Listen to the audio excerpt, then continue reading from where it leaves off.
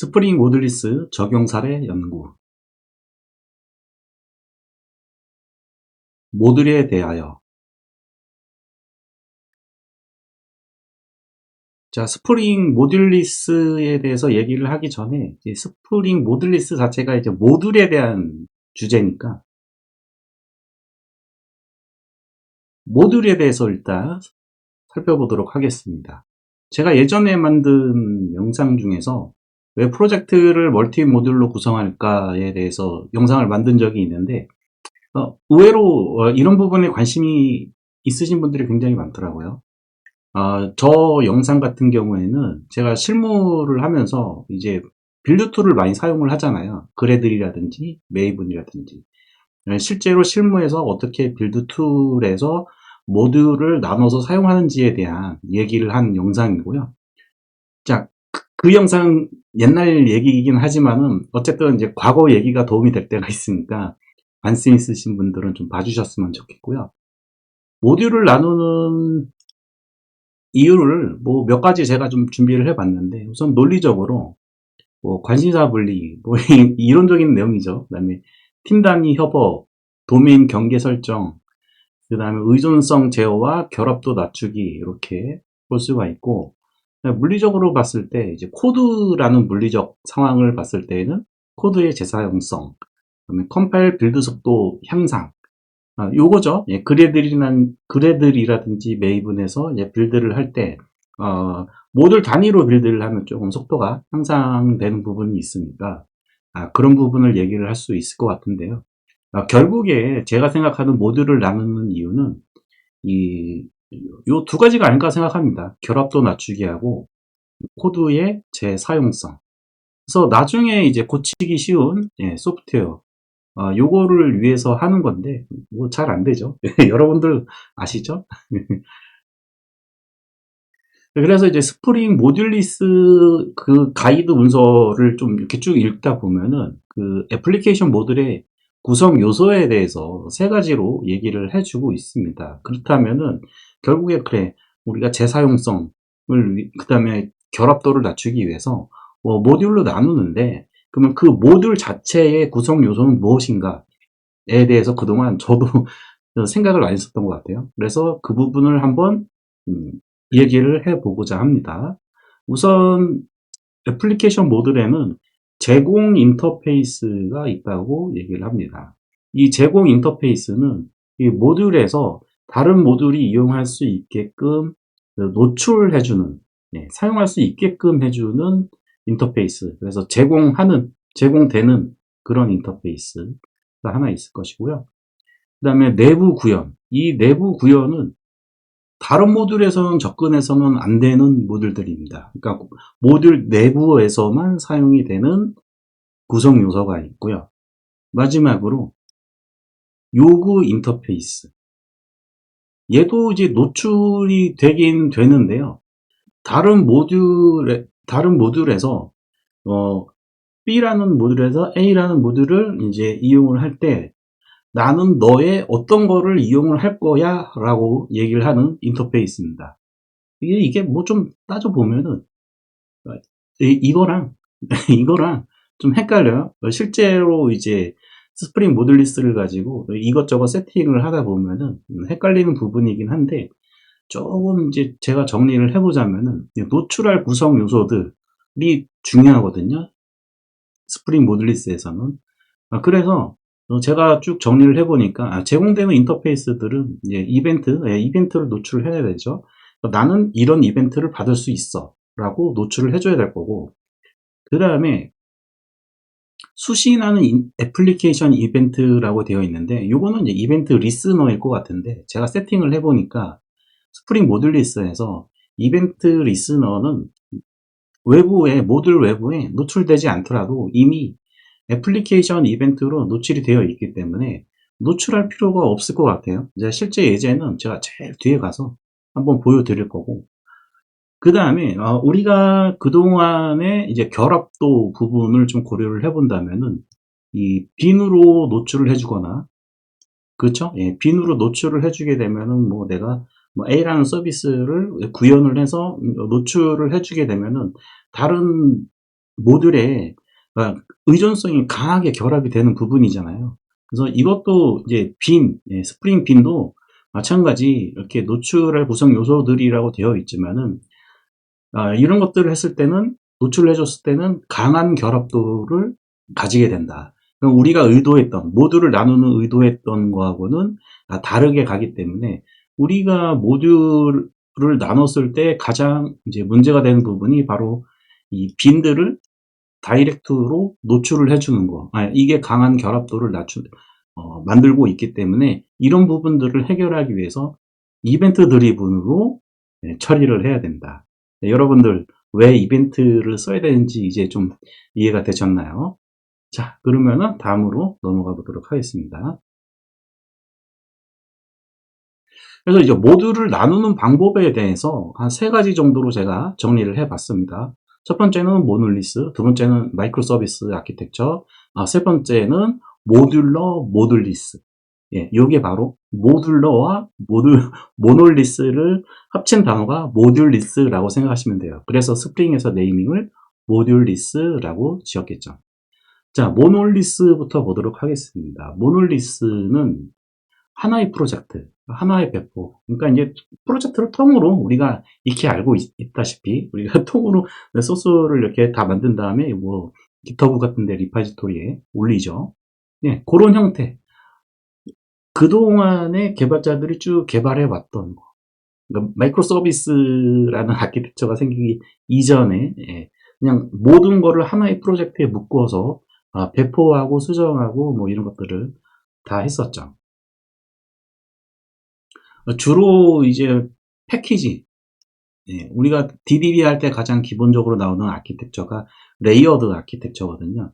그래서 레이어드 아키텍처에 맞춰가지고 패키지 구조를 컨트롤러, 서비스, 리파지토리 별로 코드를 분리를 했죠. 이게 최소한의 모듈 부분이었다라고 보시면 될 것 같습니다. 그리고 이제 앞서 제가 그 영상 하나 있었다고 말씀을 드렸잖아요. 예, 그런 영상에서 나오는 얘기처럼 그래들이나 메이븐을 사용을 해서 빌드 단위로 모듈을 분리하기도 했습니다. 예, 그런 경우에는 이제 잠깐 설명드리자면은 이제 업무별로 뭐 A라는 업무, B라는 업무, 뭐 금융 업무, 그다음 판매 업무, 그다음에 뭐 회계 업무, 뭐 이렇게 업무별로 모듈을 나누고 그다음에 공통적으로 사용을 할 공통 모듈, 이런 식으로 주로 그렇게 나눠서 사용을 해왔었죠.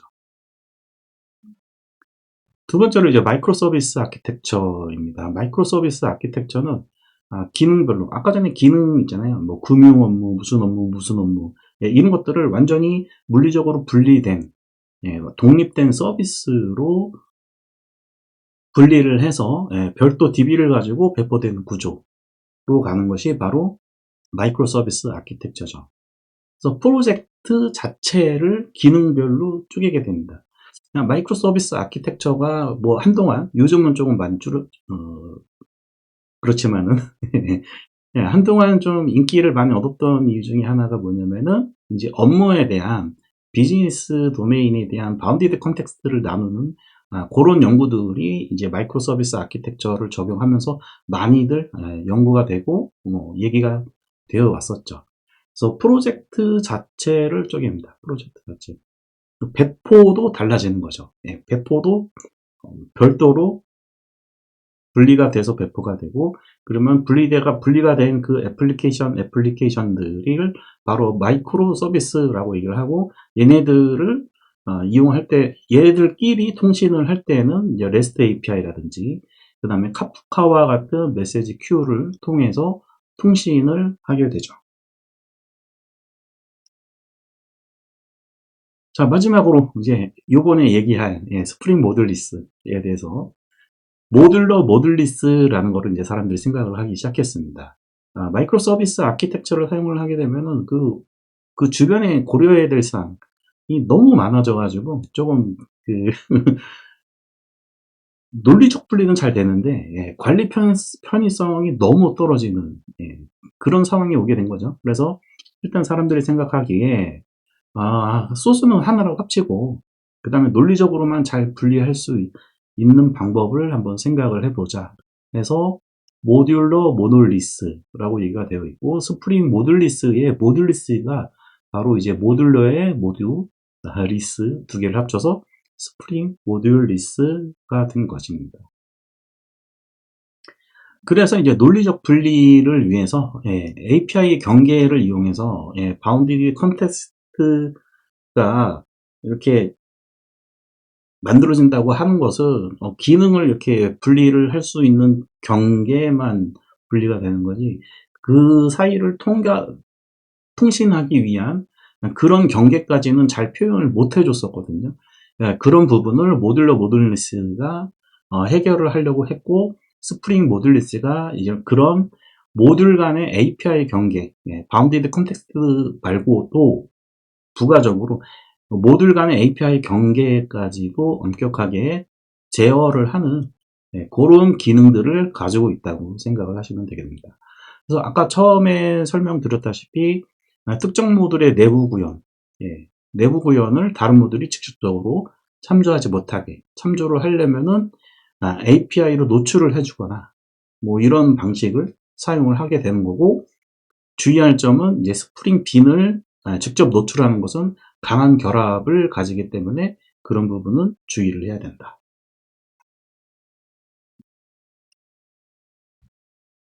내부 구조는 깔끔하게 분리되는 장점이 있습니다. 이거는 제가 해봤기 때문에 자신있게 말씀드릴 수 있겠네요. 스프링 모듈리스 기본 원리.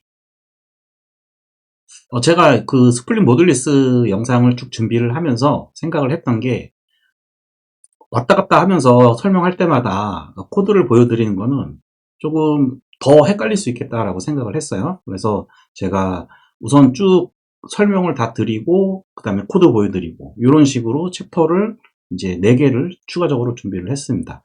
그 4가지 챕터 중에 첫 번째 챕터 스프링 모듈리스 기본 원리를 시작해 보도록 하겠습니다. 스프링 모듈리스는 기본적으로 패키지로 모듈을 인식을 합니다. 그거에 대한 기본 규칙이 존재하는데요. 우선 제일 메인 클래스 있죠. 메인 클래스는 우리가 스프링 부트 프로젝트를 만들면은 최상위 패키지를 얘기를 하는 거고요. 거기에 이제 메인 클래스가 위치하고 있잖아요. 그 클래스가 기준이 됩니다. 그리고 나서 이제 그 아래쪽에 합의 패키지들이 존재하게 될 텐데요. 그 최상위 패키지 바로 아래에 패키지들, 요게 바로 기본적인 패키지 구조에서의 모듈이 되겠습니다. 요게 스프링 모듈리스가 인식하는 모듈입니다. 그리고 그 모듈 아래에 또 하위 패키지들이 뭐 레이어드 아키텍처를 쓴다 그러면 컨트롤러, 뭐 서비스, 그 다음에 리파지토리 이런 패키지들이 있을 텐데, 얘네들은 자동적으로 인터널이라고 해가지고 외부 노출에서 차단이 됩니다. 그러면은 우리 한번 생각을 해보시죠. 최상위 패키지가 있고 그 밑에 있는 게 바로 모듈이고, 패키지 구조상으로 그 하위 패키지에 바로 붙어 있는 클래스들, 이런 애들은 노출이 되는 거고, 그 패키지를 하위에 더 만들었다 그러면 그 하위 패키지들은 노출이 안 된다.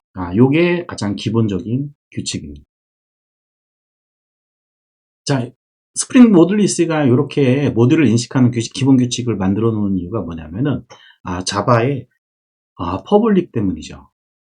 개발자들은 이제 코드를 깔끔하게 정리하기 위해서 패키지를 쪼개는데요. 쪼개서 그냥 병렬적으로 쪼갤 수도 있고 아니면 하위 패키지를 쪼갤 수도 있는데, 하위 패키지로 쪼갰을 때 이 하위 패키지에 있는 거를 우리가 이제 코딩을 하다 보면, 우리가 예를 들어서 서비스 인터페이스를 만들었을 때, 그러니까 레이어드 아키텍처에서 컨트롤러 만들고 서비스 만들고 리파지토리를 만들었는데, 서비스라는 패키지를 만들고 거기에다가 서비스 인터페이스를 만들었어요.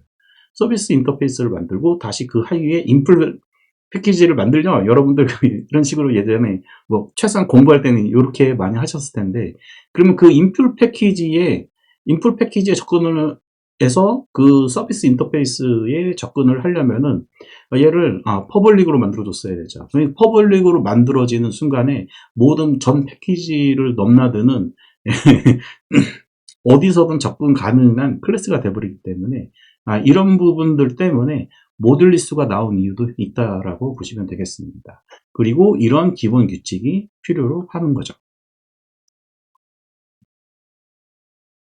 자, 그래서 이제 그 모듈들을 그냥 단순 기본 규칙은 이렇게 되는 거고, 그 기본 규칙에 좀 부합하면서 좀 프리하게 사용하기 위한 이제 몇 가지 모듈을 선언하는, 그 다음에 노출을 선언하는 이런 기법들이 몇 가지가 있는데요. 그 어노테이션 뭐 많지 않습니다. 두 개밖에 없어요. 애플리케이션 모듈하고 그 다음에 네임드 인터페이스 두 가지밖에 없으니까 그거에 대해서 이제 쭉 설명하기 위해서 모듈리스트에서 얘기하는 몇 가지 모듈의 특징들에 대해서 쭉 한번 설명을 드려보도록 하겠습니다. 우선 스프링 모듈리스 1.3 버전부터 중첩된 모듈이 사용이 가능해졌습니다. 그래서 모듈을 중첩시킬 때는 반드시 애플리케이션 모듈이라는 어노테이션을 명시적으로 붙여주셔야 됩니다. 아까 기본 규칙에서는 그냥 패키지만으로 기본적으로 인식하는 게 있고, 그 다음에 그 밑에 A라는 모듈을 패키지로 이렇게 위에 만들었는데 그 밑에 하위 패키지로 만들었는데 이 하위 패키지를 별도의 중첩된 모듈로 만들고 싶어 했을 때는 그 하위 패키지에 패키지바 info.java라는 파일에다가 어플리케이션 모듈 어노테이션을 명시적으로 붙여주게 됩니다. 접근 규칙이 있는데요. 그 부모 모듈이나 부모 모듈의 다른 중첩 모듈에 접근이 가능합니다. 그러니까 부모 모듈이 있고 부모 모듈에 중첩되는 모듈들이 여러 가지가 있다고 했을 때에는 그 중첩된 모듈에 접근이 가능한데, 아까 기본 규칙을 좀 생각을 하셔야 돼요. 기본 규칙 같은 경우에는 그 모듈의 최상위 패키지에만 노출이 된다. 그러니까 중첩 모듈이더라도 그 밑에 또 패키지 넣어가지고 숨겨버리면은 노출이 되지 않는다. 이런 것들 기억을 하고 계셔야 되고요. 부모 접근 허용. 부모 모듈로는 접근이 가능합니다. 그러니까 중첩된 모듈이 다른 중첩된 모듈의 내부 구현에 접근은 불가능하지만은 부모 모듈의 내부 패키지에는 접근이 가능하다.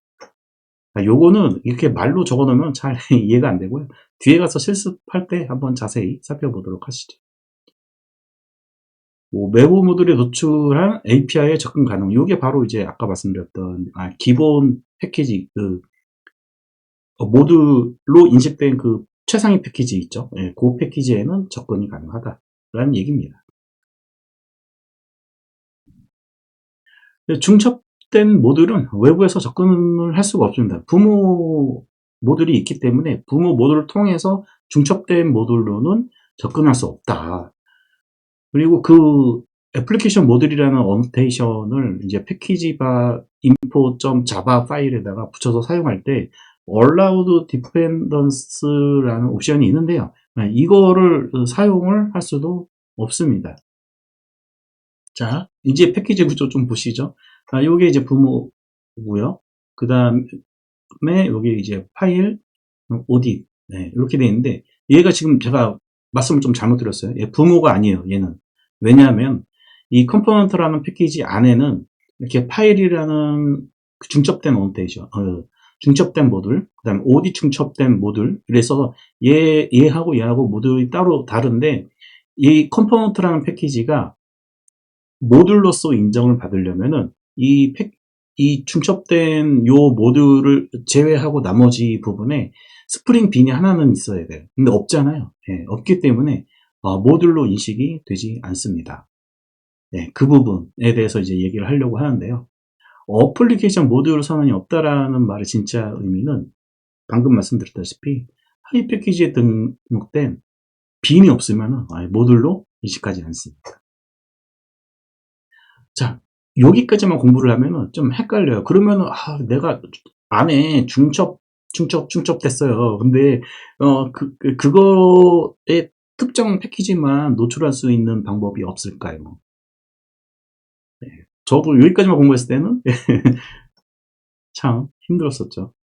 그래서 첫 번째 썼던 제 방법이 뭐였냐면은 타입 오픈. 어플리케이션 모듈을 붙여주게 되면은 얘는 명시적으로 모듈이에요 라고 선언을 하는 거예요. 자, 여기 좀 빠졌는데, 요거는 이제 패키지 바 인포.java 파일이고요. 패키지 자바 파일이고요. 거기 보시면은 이제 애플리케이션 모듈을 이렇게 어노테이션을 붙여줄 때, 중첩 돼서, 나 이거 그냥, 다 이용하게 하고 싶어.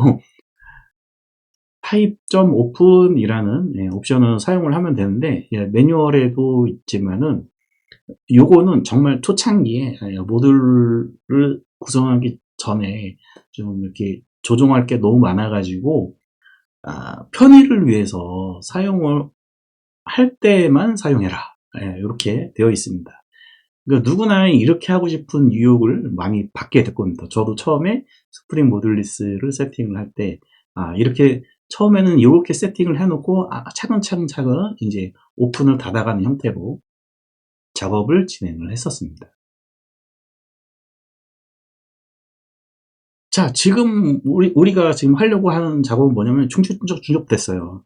그래서 이제 그 안에 있는 어떤 특정 패키지만 이제 노출시키고 싶은 방법을 알아내는 그 과정이라고 보시면 되겠습니다. 자,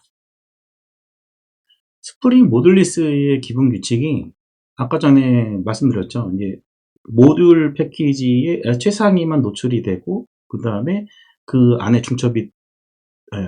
그 안에 서버 패키지는 인터널로 취급이 돼서 접근이 가능하다라고 하는 거잖아요.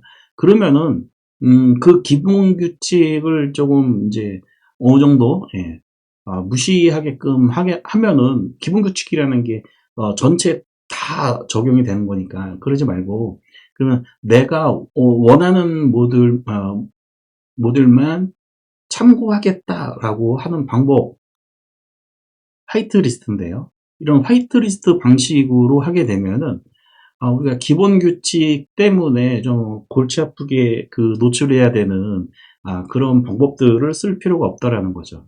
근데 이제 이 화이트리스트 방식으로 사용을 하게 되면은 우리가 모든 모듈에 다 이름을 지어줘야 되고요. 그다음에 내가 노출하고자 하는 패키지만 또 추가적인 작업을 해줘야 되는 불편이 있지만, 저는 그게 작업이 엄청 많을 거라 생각했거든요. 그런데 그렇지 않더라고요. 막상 해보니까 모듈을 스프링 모듈리스에서 사용하는 그런 기본 규칙을 배제를 하고 명시적으로 모듈을 이름을 지어주는 것이 훨씬 더 효율적이고 효과적이다라는 것을 느꼈습니다. 자, 여러분들도 이제 그런 부분을 느끼실 수 있도록 진행을 해보도록 하겠습니다. 그래서 모든 모듈에 이렇게 애플리케이션 모듈을 다 선언을 해줘요. 그래서 모듈의 패키지 바 info.java 파일에다가 애플리케이션 모듈을 다 붙여주고, 거기에다가 이름을 다 명시를 해줘요. 그러면 그 이름을 명시를 해주게 되면은 그 모듈을 이용하는 다른 모듈에서는 allowed dependency 옵션을 이용해서 특정 모듈의 이름만을 지정을 해서 나는 여기 보시다시피 오더만 사용하겠다라는 거죠. 자, 이해되셨나요? 네, 이런 방식이 화이트리스트라고 보시면 되겠습니다. 자, 화이트리스트는 내가 사용할 거를 이렇게 명시하는 거, allowed dependencies 옵션을 이용해 가지고 이렇게 명시를 할 수가 있습니다.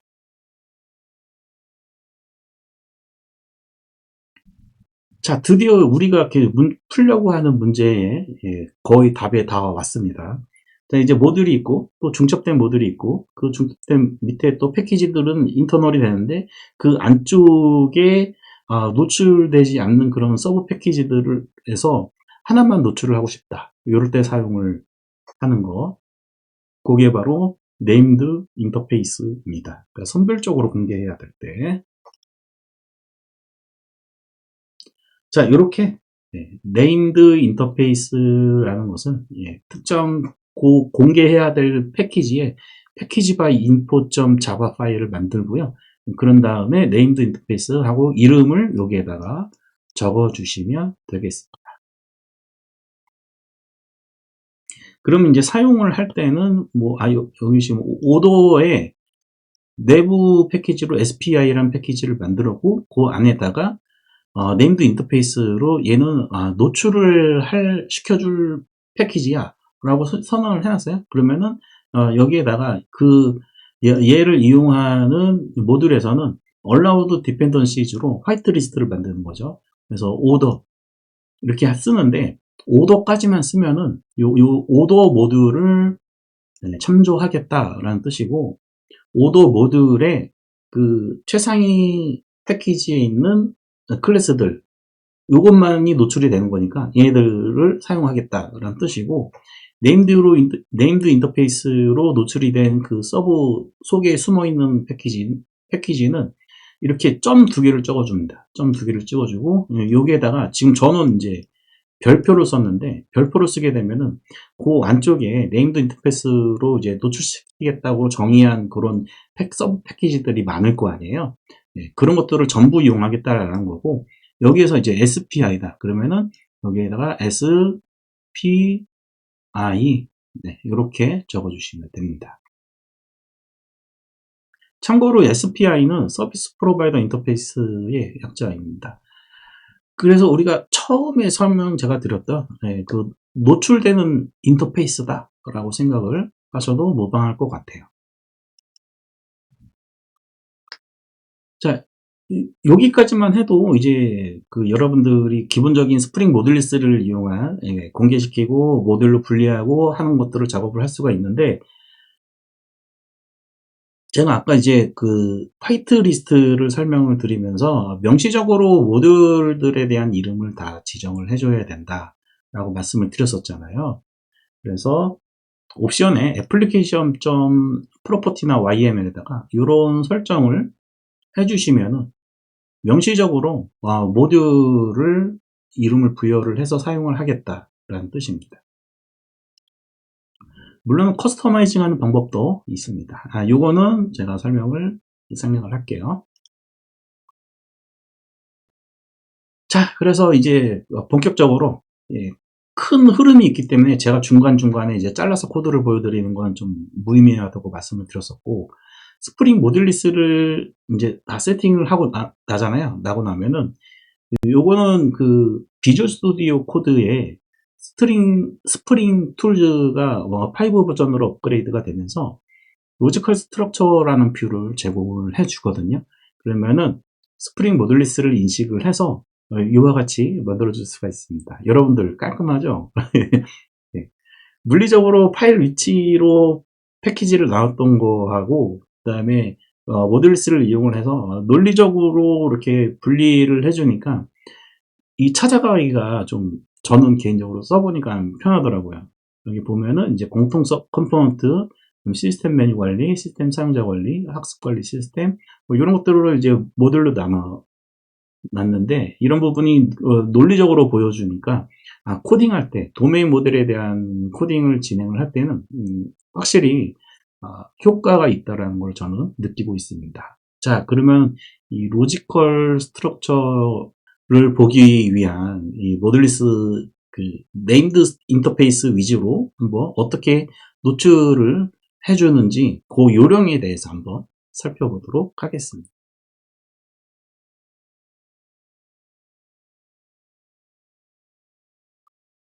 비주얼 스튜디오 코드에서는 스프링 툴즈 5를 사용을 할 수가 있고요. 이 플러그인으로 설치를 하시면 됩니다.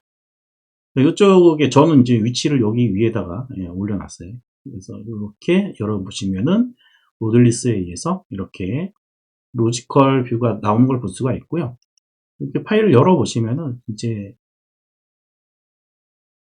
인터널이라고 되어 있는 거는 얘는 갖다 쓸 수 없어 라는 뜻이고, 그 다음에 API라고 적혀 있으면 얘는 노출돼 있어 라는 것을 의미하는 거죠. 이렇게 보실 수가 있고, 그 다음에 개발을 하다 보면은 뭐 예를 들어서 나는 공통 컴포넌트를 수정하고 싶은데 패키지 찾아가려면 네, 그렇잖아요. 그러면 이제 여기 논리 뷰에서 공통 컴포넌트 아무거나 이렇게 찝으면은 이렇게 해당 패키지 이쪽으로 이렇게 가니까 이런 부분들도 오히려 논리적으로 찾고 논리적으로 의미를 찾고 걔를 선택을 했을 때 이제 물리 파일로 넘어가니까 예, 그런 편리한 점도 있습니다. 자, 요거를 우리가 얘기하려고 하는 게 아니죠. 모듈리스에 대한 이제 기본 동작하고 이런 것들을 이제 알아야 되니까 우선 이쪽 위주로 보도록 하겠습니다.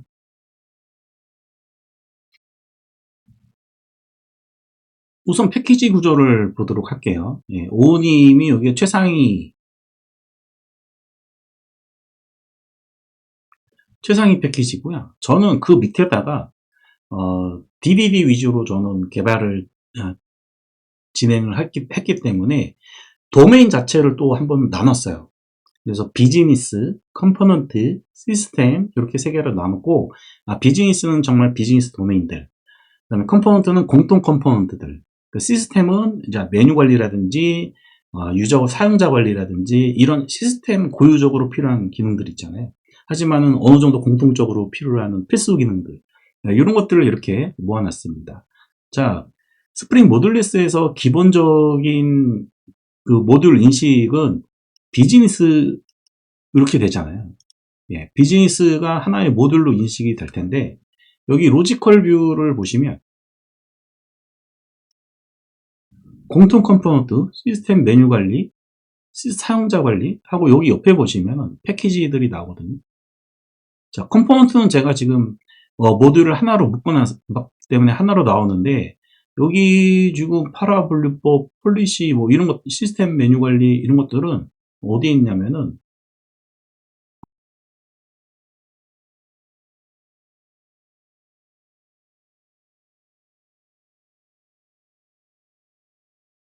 컴포넌트는 제가 모듈을 하나로 만들어 놨고요. 그 다음에 비즈니스 같은 경우에 보시면은 제이슨 플레이스홀더, LMS, 파라 뭐 이런 중첩된 모듈로 제가 선언을 해놨는데 비즈니스는 인식을 안 하고 있죠. 모듈로 이렇게 인식을 안 하게끔 하려면은 애플리케이션 프로퍼티에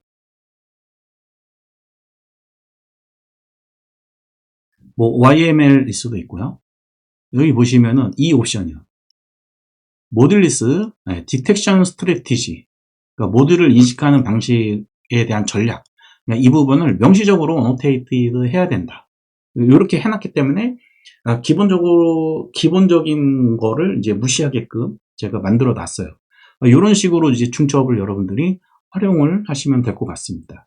그래서 컴포넌트 같은 경우에는 열어보시면 컴포넌트 패키지.info 모듈을 명시적으로 선언을 하려면 애플리케이션 모듈이라는 것을 붙여줘야 되거든요. 애플리케이션 모듈. 여기에 ID 옵션으로 이렇게 적어주시면 됩니다. 그리고 디스플레이 네임에 옵션을 넣게 되면은 공통 컴포넌트 이와 같이 넣어주게 되면은 로지컬에서 이렇게 보여지기도 하고 제가 이따가 베리파이하는 그러니까 모듈이 어떤 모듈이 있는지 그거를 찍어보는 테스트 코드도 한번 돌려볼 건데 거기에도 디스플레이 네임, 공통 컴포넌트 이렇게 찍히게 됩니다. 그래서 ID가 있고요. 그 다음에 디스플레이 네임이 존재합니다.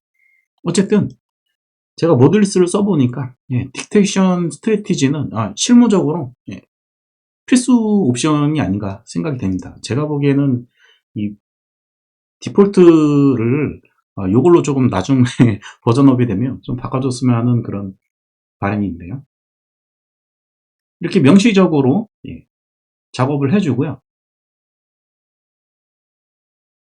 시스템 쪽, 자, 컴포넌트, 비즈니스, 시스템 이렇게 서버 패키지가 3개 있는데 여기서 컴포넌트 하나만 제가 모듈로 인식하게끔 했고 나머지는 그 하위 패키지가 모듈로 인식이 되게끔 작업을 해줬습니다.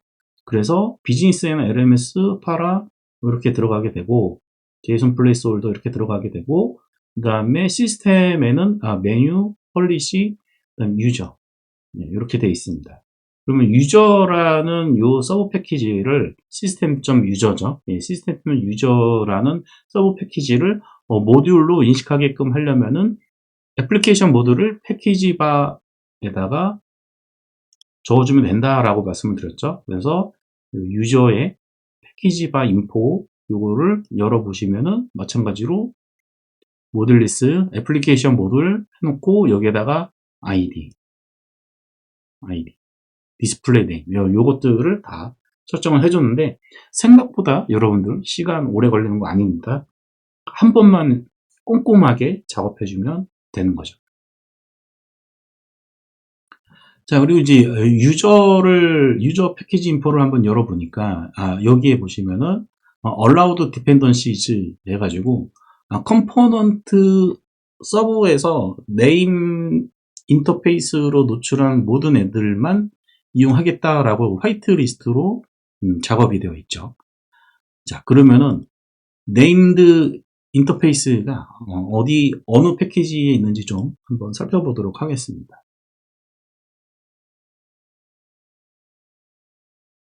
검색을 통해서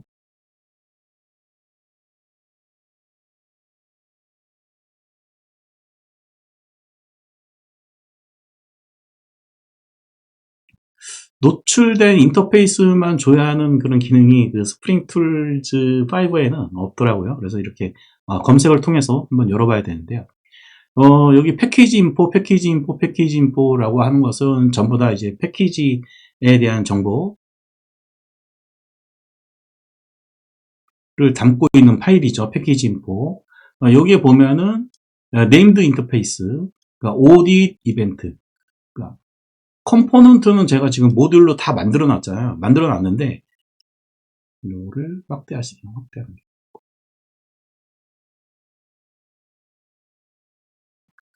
그 안에 패키지가 오디팅, 그 다음에 애플리케이션, 그 다음에 이벤트까지 들어가요. 예, 그러면은 이게 기본 개념만 가지고 노출을 만들어내려면은 이 이벤트 패키지를 상위로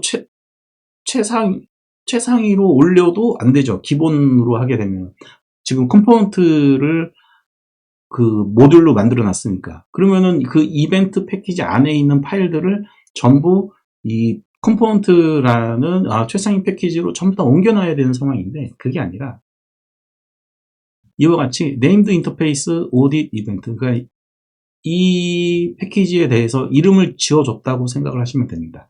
노출되는 이름으로 지어졌다고 생각을 하시면 됩니다. 그래서 컴포넌트 안쪽에는 보시면은 오딧 이벤트, 그 다음에 오딧 쿼리, 여기를 보시는 게, 이거 컴포넌트죠, 지금? 컴포넌트,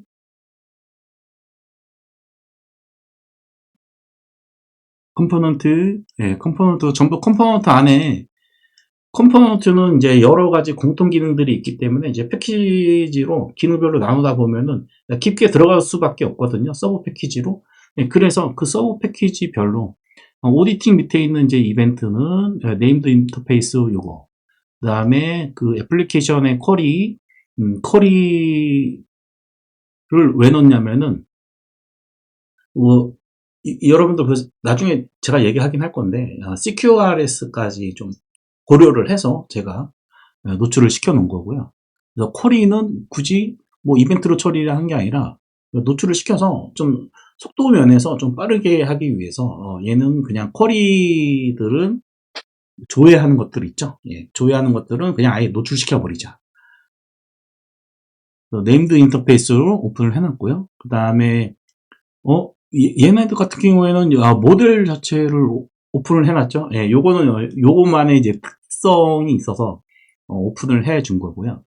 그 다음에 공통적으로 이제 아키텍처적으로 좀 규칙을 정해서 만들어 놓은 제가 패키지가 하나 있는데 이 컨테이너 부분이 있고요.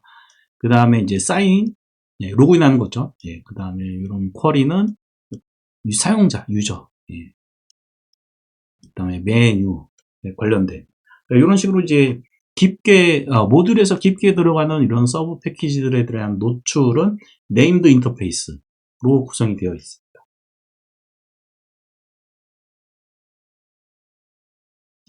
자, 그래서 이제 코드에 대한 이제 정리를 해보자면,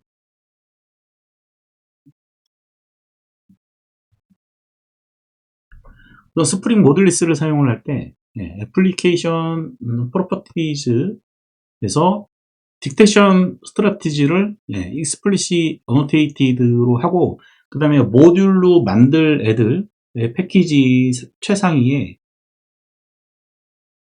유저를 볼게요. 여기서 보시면은 시스템의 유저죠. 이 유저의 패키지.info를 모듈에 다 작성을 해 주셔야 돼요.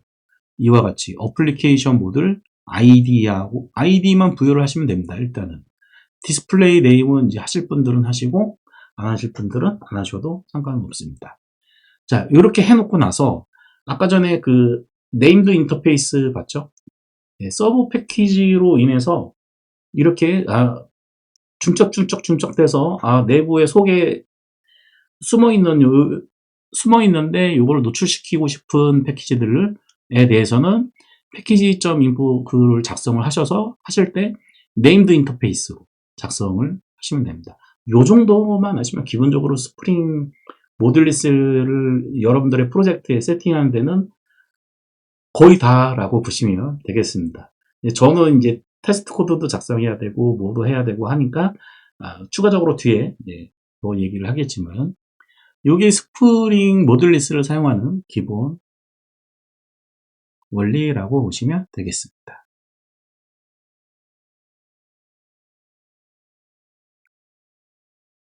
이벤트 퍼블리케이션 레지스트리. 이벤트 기반으로 코딩하는 이유가 뭘까요? 가장 큰 이유는 이거 아닐까요? 디커플링, 그 다음에 비동기 처리. 이 두 가지를 위해서 우리가 이벤트 기반으로 코딩을 하는 이유가 될 것이고요. 이 이벤트 드리븐에 대한 내용은 여러분들이 읽기 잘 아시는 DDD, 도메인 드리븐 디자인에서도 강조하는 부분이기도 하죠. 바로 요거.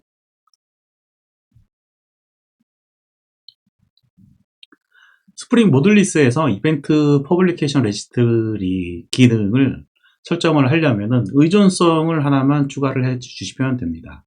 스프링 모듈리스 스타터 JDBC라고 되어 있습니다. 그래서 기본적으로 우리가 이벤트로 모듈 간의 데이터를 주고받는 거를 처리를 할 때 데이터베이스를 이용을 해서 이벤트가 발행했을 때 이 발행했어요 라는 거를 데이터베이스에 저장을 해두고 처리가 완료가 되면은 상태 값을 완료됐다, completed 됐다 라고 보여주게 됩니다.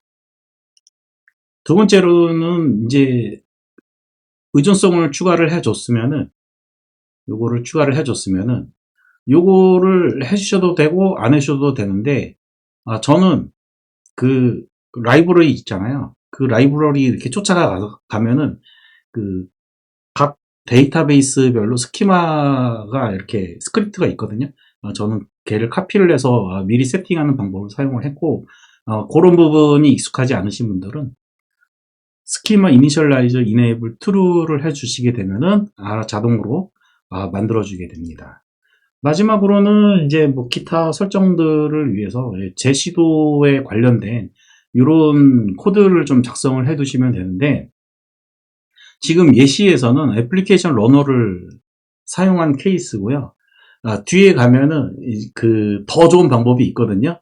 그 방법을 사용하시는 걸 추천을 드리고, 기본 원리는 이 completed event publication하고 incomplete event 퍼블리케이션을 DI를 받으실 수가 있습니다. 그래서 이 두 가지를 이용을 해가지고 컴플리트 되지 않은 거, 이벤트가 뭔가 서버가 갑자기 죽어가지고 이벤트가 제대로 처리되지 않은 것들만 조회를 해서 이렇게 다시 재발행하게끔 하는 그런 것들을 이용을 하려면은 이 두 가지를 이용을 하시면 되겠습니다.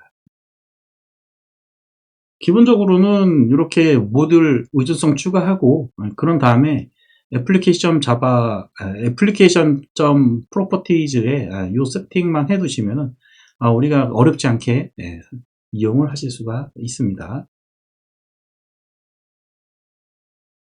스프링 모듈리스에서 이벤트를 사용하는 기본 방법에 대해서 살펴보도록 하겠습니다. 우리가 스프링이죠. 스프링 프레임워크에서 물론 이제 뭐 트랜잭셔널 이벤트, 그 다음에 뭐 애플리케이션 퍼블리시를 이용을 해가지고 퍼블리시 하는 방법을 이용하면은 뭐 간단하게 기본적으로 제공을 해주긴 하지만은 스프링 모듈리스에서는 이제 조금 더 이벤트로 코딩이 이루어졌을 때 이벤트 간의 데이터 주고받는 거, 트랜잭션 처리까지 잘 되도록 하기 위해서 스프링 부트 버전 2에서는 좀 확실하게 정리가 됐습니다. 문제가 해결이 됐기 때문에 스프링 모듈리스에서 이벤트를 기본 사용하는 방법에 대해서 한번 살펴보도록 하겠습니다.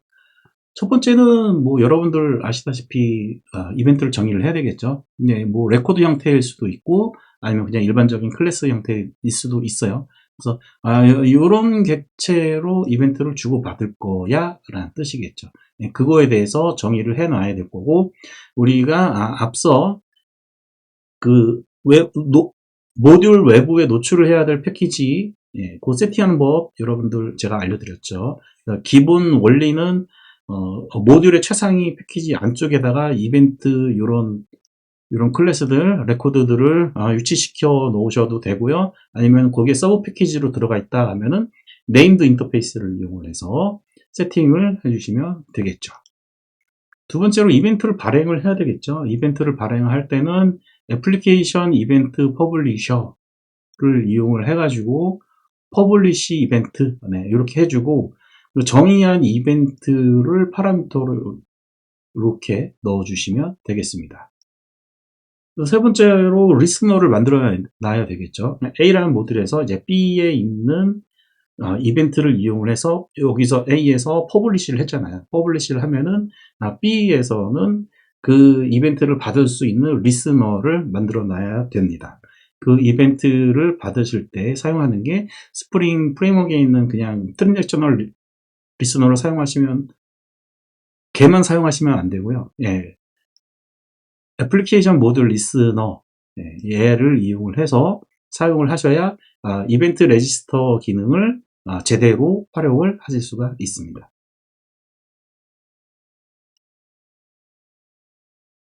그래서 사용시 코드 규칙이 있습니다. 반드시 애플리케이션 이벤트 퍼블리셔를 이용해서 이벤트를 던져야 되고요.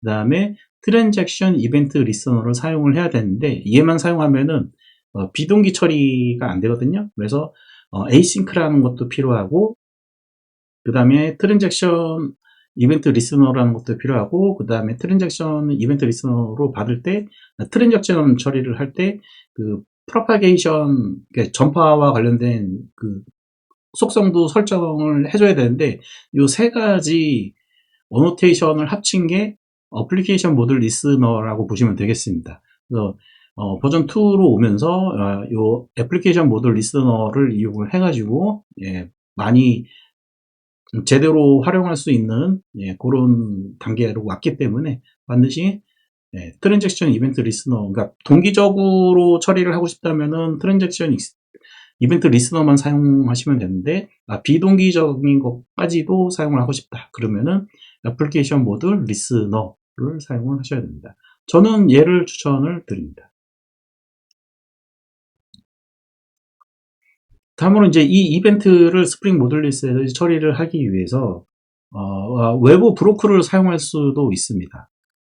그러니까 기본적으로는 JDBC를 이용을 해가지고 데이터베이스죠. 데이터베이스를 이용을 해가지고 이벤트 레지스트리를 관리를 하지만은 얘 DB에 플러스 뭔가 외부 브로커를 사용을 할 때는 이런 것들을 사용할 수 있다라고 합니다. 자, 뭐 요거 제일 많이 사용을 하겠죠, 카프카. 그 다음에 AMQP 같은 경우, 메시지 브로커 같은 경우에 주로 그동안은 제가 많이 사용하던 것이 레빗 MQ였는데, 레빗 MQ도 이제 조금 라이센스가 변경이 돼가지고 제가 볼 때는 카프카가 제일 나을 것 같긴 한데, 규모가 크지 않은 케이스 같은 경우에는 이 외부 브로커 자체를 사용할 이유가 없죠. 충분히 제가 해보니까 그 JDBC만으로도 이벤트 레지스트리를 이용하는 것만으로도 충분하다라고 저는 개인적으로 생각을 하고 있습니다. 물론 이제 큰 규모의 서비스 같은 경우에는 이거를 이용을 해야 되겠죠. 요거는 잘 사용 안 하죠. 스프링 쪽의 메시징은 잘 사용 안 하는 것 같습니다. 자, 그런데 이제 문제가 뭐냐면은 우리가 이제 테스트 코드를 작성을 해야 되잖아요. 에이싱크로 동작했을 때 같은 경우에는 비동기적으로 처리가 되니까 이게 처리가 완료될 때까지 기다려야 되는 이제 그런 부분들이 필요하니까 뭐 테스트 코드에 thread.sleep을 쓸 수도 있겠지만 그거는 조금 이렇게 우리가 예쁘지 않죠. 예, 안 예쁘니까 스프링 모듈리스에서는 시나리오 API라는 것을 제공을 해주고 있습니다. 그래서 시나리오 API를 제가 이렇게 테스트 코드를 작성을 해보니까 두 가지로 분리를 해서 좀 제가 템플릿처럼 이렇게 한번 만들어 봤습니다. 우선 이제 리스너가 보이드일 때, 그러니까 이벤트 리스너가 반환하는 이벤트가 없을까, 리턴 타입이 없을 때, 이때는 이와 같이 시나리오 퍼블리시, 여기서 시나리오 객체는 테스트 메서드의 파라미터로 di를 받을 수가 있습니다. 이 코드는 뒤에 가서 코드 보시면서 같이 얘기를 하시도록 하고요. 그래서 시나리오.publish 하고 이제 이벤트를 이렇게 발생을 하고요.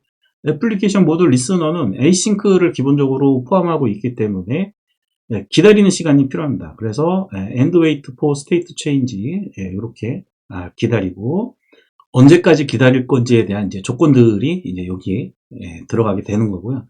그리고 나서 별도로 이제 베리파이를 하는데 베리파이를 할 때 뭐 여기 같은 경우에는 이제 뭐 이렇게 생각을 해보시죠.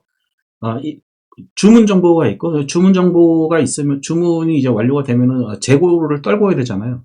그러면 이제 재고를 떨구기만 하고 결과 이벤트를 받을 필요가 없기 때문에 재고 관리 쪽에서 그 재고를 떨구는 그 로직은 리턴 값이 없을 겁니다. 그러니까 일단 이벤트를 재고 쪽에 이제 쏘는 거죠. 그러면은 얘가 알아서 이제 할 거고요. 그러면 재고가 1이 감소가 되겠죠. 그 1이 감소가 되는 그 지점에 대한 체크 로직이 여기 안에 들어가게 될 거고요. 그리고 이제 베리파이 할 부분은 정말 재고가 1이 떨어졌는지를 검증하는 코드만 이쪽에다가 넣어주면 되겠죠. 이런 식으로 상태 검증을 해주시면 될 거고요. 두 번째 유형이 뭐냐면은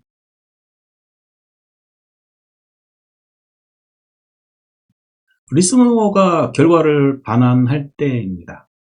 여기 보시면은 리스너가 있는데 얘는 이런 이벤트를 리턴을 해주는 거죠. 자, 제가 말씀을 이벤트를 리턴 하신다고 그랬잖아요. 이 스프링에서는 스프링에서 이벤트 리스너를 사용을 하게 될 때, 그때 리턴 타입이 있으면은 얘의 객체를 다시 이벤트 발행합니다. 그냥 그 결과를 리턴해 주는 게 아니에요. 요거는 여러분들이 헷갈리시면 안 됩니다. 그래서 우리가 그 여담이지만은 초창기에 그 컨트롤러의 메소드를 쭉 적어놓고 컨트롤러 결과를 또 다른 컨트롤러에 리턴 이렇게 적어주는 식으로 코딩 했었던 적도 하려고 했었던 적도 있었죠. 예. 그런 개발자들도 있었습니다. 그게 왜 안 되는지는 여러분들이 그 서블릿 디스패처를 깊게 공부하시면 컨트롤러 내부에 있는 메소드가 메소드로 호출하지 못하는 이유를 여러분들이 잘 아실 거라고 생각을 합니다. 그래서 얘를 체크를 하면 되겠죠. 이 테스트 코드가 시나리오를 이용하면 마찬가지로 시나리오 퍼블리시에서 이벤트를 발행을 하고 이때는 이제 wait for 아까 전에는 타입 스테이트였는데 이번에는 이 타입 이벤트 타입을 적어 주시고 요 타입이 요 구문에서 계속 유지가 되게끔 해주기 위해서는 parameterized type reference 요거를 세팅을 해 주셔야 됩니다. 요거에 대한 내용은 조금 내용이 길어지니까 여러분들이 별도로 parameterized type reference에 대해서 공부를 해 보셨으면 좋겠고요. 잘 모르시는 분들은 자 그래서 이제 요 이벤트 리스너의 요거에 대해서 검증하는 리턴한 객체 내용을 검증하는 코드를 여기 verify 이쪽 부분에다가 적어 주시면 되겠습니다. 코드 보시면 금방 이해하실 거예요. 자, 근데 제가 잠깐, 제 채널은 테스트 코드 위주로 들어가고 있죠. 어, 그래서 각 테스트 코드에 대해서 조금 얘기를 해봐야 될 것 같아요. 테스트 코드, 단위 테스트 코드를 작성을 할 때 가짜 객체가 필요하거든요. 그 가짜 객체를 테스트 더블이라고 얘기를 합니다. 더블이요. 이렇게. 요게 영화에 보면은 스턴트맨 있잖아요. 그런 뜻이라고 생각하시면 되겠습니다. 그래서 단위 테스트 할 때 이용하는 각자 객체는 더미, 페이크, 스파이예요. 이런 크게 세 가지 종류가 있고, 스파이에는 또 이제 스톱, 그다음에 목이라는 것이 있습니다. 그래서 스톱은 보통 이제 코드를 보면은 리턴하는 값이 없어요. 왜? 리턴하는 값이 없어서 그 리턴하는 값을 이제 가짜로 만들어주는 거죠. 그게 스톱이라고 보시면 되고요. 그러니까 목 자체는 우리가 CRUD 중에서 이제 CUD를 한번 생각을 해보자고요. CUD를 생각을 해보면은 걔네들은 뭐 물론 이제 CUD를 한 다음에 다시 셀렉트를 해서 리턴을 넘겨주는 경우도 있지만 대부분은 CUD만 하고 보이드 처리를 하죠. 리턴 값이 없이. 그러면은 정말 CUD 행위가 일어났는가에 대해서도 검증을 해야 되잖아요. 그러면 어떻게 검증을 하냐? CUD에 대한 그 코드가 한 번 실행됐냐, 두 번 실행됐냐, 이런 걸로 검증을 우리가 할 수가 있겠죠. 그래서 행위를 검증할 때 목을 사용하는 거고요. 결과값을 검증할 때는 스톱을 사용한다. 이렇게 생각을 하시면 되겠습니다.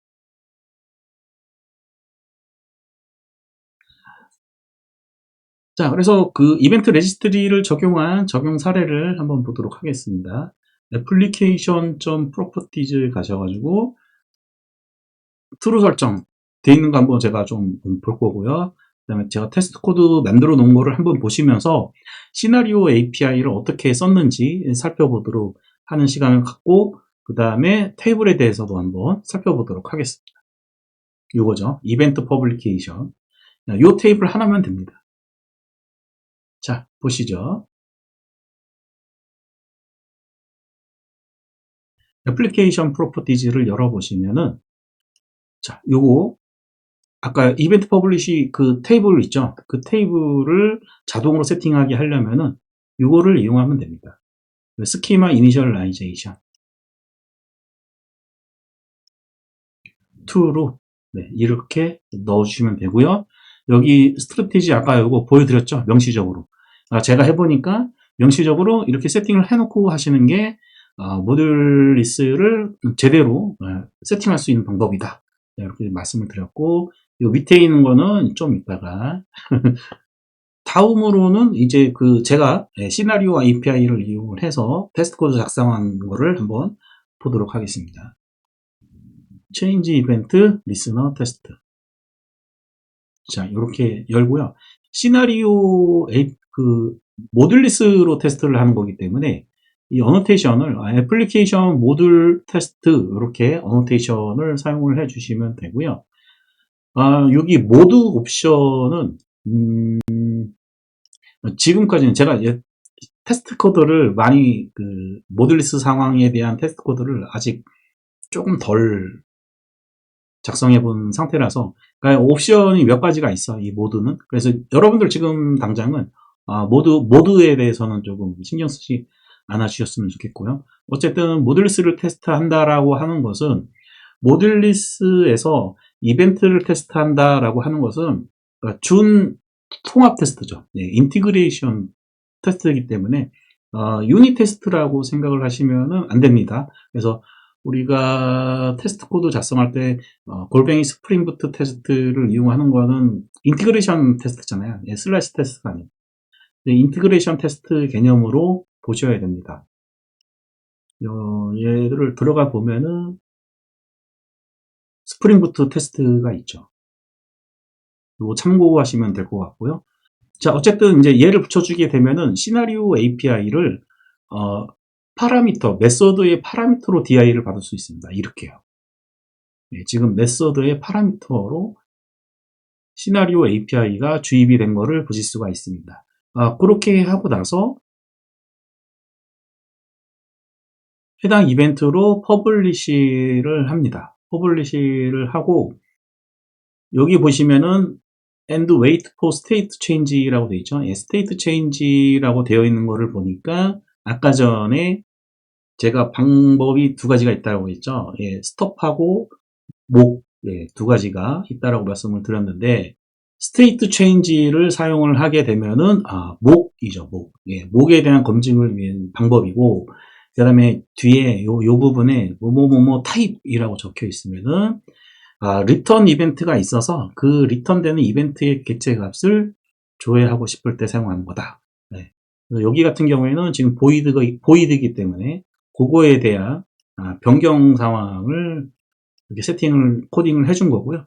그 다음에 결과는 얘가 이제 다 수행된 다음에 수행되는 조건이 뭐죠? 예, 요거죠. 예, 수행되는 조건. 수행되는 조건이 여기에서는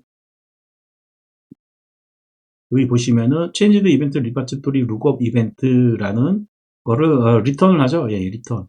요게 이제 여기 들어오는 건데 리절트에 들어오게 되는 건데 이 리절트가 값이 이제 쌓여 있으면 쌓여 있을 때까지 기다린다라는 얘기예요.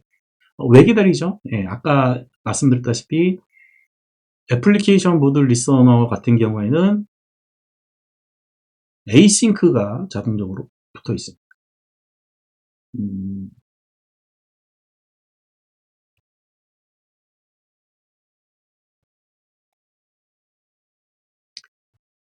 changed event listener를 열어보시면은 애플리케이션 모듈 리스너를 사용하라고 제가 말씀을 드렸었고 얘를 이제 들어가 보면은 에이싱크가 들어가 있죠. 네, 에이싱크.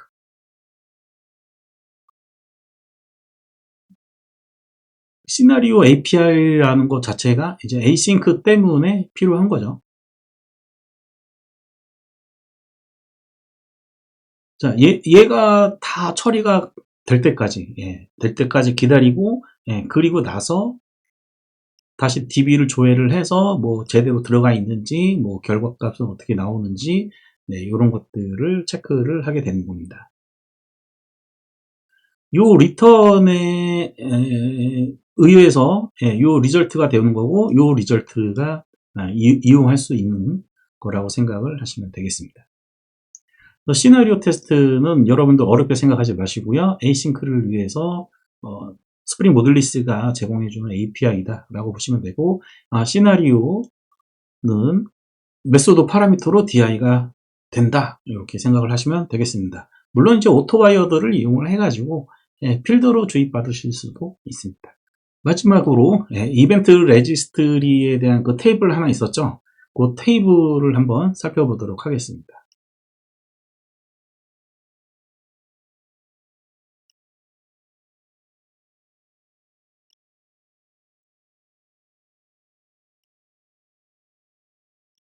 이 테이블을 쭉 이렇게 보시면은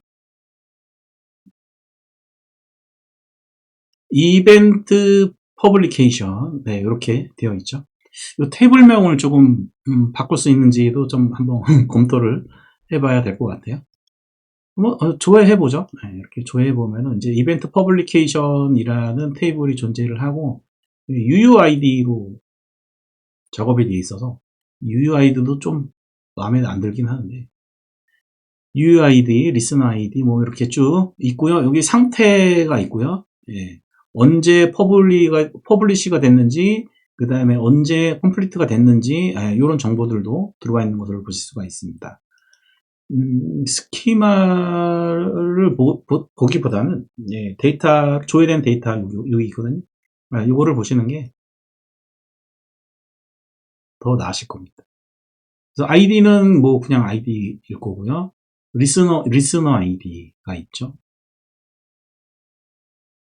쭉 뒤에 뭔가 쭉 들어가 있는 걸 볼 수가 있습니다. 그 다음에 이벤트 타입, 그 다음에 시리얼라이즈드, 그러니까 제이손이 이렇게 쭉 붙어 있는 걸 볼 수가 있고,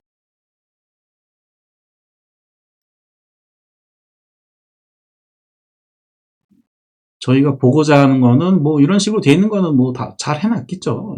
요런 거죠. 이제 언제 발행을 했고, 언제 완료가 됐는지, 그 다음에 상태는 어떤지, 그래서 이제 그 서버가 재기동됐을 때 이 스테이터스 값을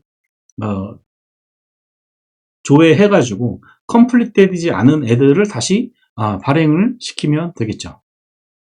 그래서 컴플릿 시도를 이제 몇 번 했는지, 한 번 했는지, 전부 다, 뭐, 로컬에서 한 거니까 다 한 번에 네, 됐겠죠. 네, 이와 같이 이벤트 퍼블리케이션 테이블에 대해서도 살펴봤습니다.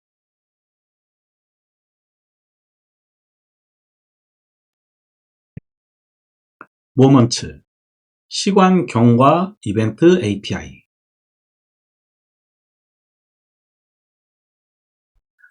제목이 모먼트라고 적은 이유는 스프링 모듈리스 그 설명서에 모먼트라고 돼 있더라고요. 근데 그 모먼트라고 이해하시는 것보다는 그냥 이제 패시지 오브 타임, 시간 경과, 이벤트, 네, 이렇게 한국말로 이해를 하시는 게 훨씬 더 쉬우실 겁니다.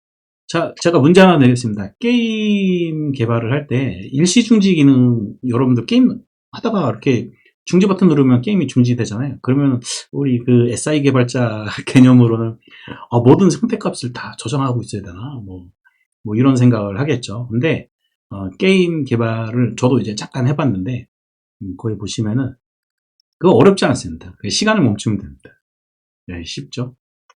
그래서 이 시간 개념을 그 SI 개발자들이나 혹은 이제 서비스 개발자들, 네, 이런 분들이 보시기에는 시간 개념을 이해하는 게 쉽지만은 않아요. 저도 그랬고. 자, 어쨌든 그 제가 하고자 하는 얘기는 이제 스케줄러 얘기를 하려고 합니다. 그래서 스케줄러는 별도의 서비스라는 거죠. 별도의 도메인이다라고 보시면 되겠고요.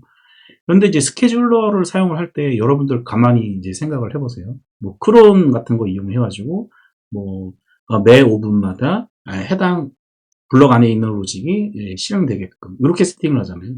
그러면은 얘가 별도의 서비스가 되는 거죠. 물론 그 내부의 서비스는 각각의 비즈니스 모듈을 뭐 이용하긴 하는 건데 우리가 처음에 얘기했던 그런 스프링 빈을 직접 가져다가 쓰는 거는 결합도도 높고 그 다음에 이런 단어도 제가 봤는데요. 비즈니스 프로세스의 유비쿼터스 언어가 세워나가고 있는 것이다 라고 얘기를 하고 있더라고요. 출처는 이렇게 되고요. 요거 시간 되시는 분들은 한번 요 문서를 읽어보시기 바랍니다. 물론 읽지 않더라도 제가 지금부터 자세하게 설명을 드리긴 할 겁니다. 시간경과 이벤트에 대해서 한번 살펴보도록 할게요. 자, 여기 시간의 흐름이 있습니다. 이렇게 시간의 흐름이 쭉 있고, 해당 시간이 되면, 1시간이 지났어 하면은 매 시간마다, 예. 그 다음에 하루가 지났어 하면, 매 일마다. 그다음에 또 뭐가 있겠죠? 예. 뭐, 위크라든지, 이어라든지, 쿼터라든지, 뭐, 이런 것들이 있겠죠. 그렇게 이제 시간이 1시간 지났어, 혹은 뭐, 하루가 지났어 했을 때, 그때 이벤트를 발생한다라는 거죠. 그래서 시간의 흐름에 따라서 이벤트를 발생을 하고, 그 시간이 지났을, 그 이벤트가 발생이 됐을 때, 해당 모듈에서 나는 1시간마다 뭔가를 좀 작업을 하고 싶은데 나는 하루마다 뭔가 작업을 하고 싶은데 하는 그런 모듈들이 이제 개별적으로 있을 거 아니에요. 걔네들이 그 패스드에 대해서 패스드 이벤트에 대해서 리스너를 걔네들이 만들고 있으면 되는 거죠. 모듈들이 만들고 리스너를 만들면은 이 로직 자체가 이제 리스너가 모듈 안에 들어가 있으니까 그 모듈에서 유비쿼터스 언어가 아까 말씀드렸죠. 누수되는 현상을 막을 수가 있겠죠. 그래서 스프링 모듈리스에서도 이렇게 패시지 오브 타임 이벤트를 이용하는 방식으로 우리가 뭐 소위 말하는 배치죠. 배치라고 그러면 안 되죠. 배치하고는 또 개념이 다른 거니까. 그래서 이런 식으로 이벤트를 크론에 의해서 그냥 로직이 실행이 되는 게 아니라 시간 흐름에 대해서 그 흐름에서 실행돼야 될 모듈들한테 야 지금 1시간 지났으니까 이거 1시간 지났을 때 뭔가 일을 해야 되는 애들 일해 라고 예, 지시하는 그런 형태가 되는 거라고 보시면 되겠습니다. 그래서 배치 같은 거는 이제 요 패스드 이벤트를 받아서 배치를 이제 실행을 하는 거니까 배치는 조금 다른 개념이라고 여러분들이 좀 이해를 하셔야 될 것 같아요.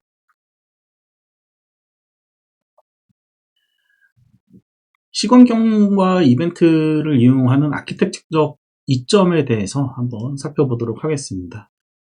자, 우선 스케줄러 자체가 아까 전에 별도의 서비스라고 말씀을 드렸잖아요. 예. 예, 그렇기 때문에 그런 부분에 있어서 결합도가 좀 제거가 됐고요. 모듈은 반응하기만 하면 되죠. 경과 이벤트에. 그 도메인 중심은 뭐 이거 당연한 내용이고요. 그다음에 테스트가 용이하다. 우리가 크론에 대한 테스트 코드를 작성을 할 때 그 특정 시점에 실행이 돼야 되는 거잖아요. 예, 그런 것들에 대한 테스트를 그러면 테스트 코드 작성해 놓고 그 시간이 될 때까지 기다려야 되나요? 예, 그러면은 그 다인 테스트로서의 의미가 없죠. 그래서 이제 이런 부분에 대한 것도 스프링 모듈리스에서 별도의 API를 제공을 해주고 있습니다. 좋죠? 네, 너무 편해졌습니다.